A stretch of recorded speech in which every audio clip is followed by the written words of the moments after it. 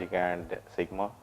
So today we are able to see all the features and operations of new Blackmagic Ursa Mini Pro.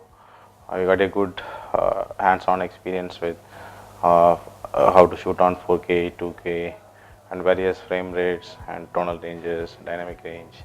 And I was really satisfied in the way how it was presented. The camera is very simple, easy to handle, and also the interfaces, everything was simple, very much comparable to how we use a very simple camera.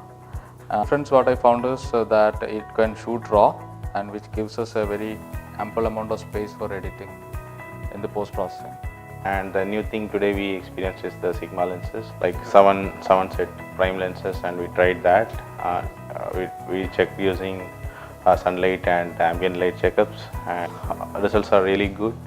Big lineup of Sigma lenses, which is also affordable compared to the other industry grade lenses that are in use today. So that also gives us a lot of choice for people like me to experiment in this field going forward.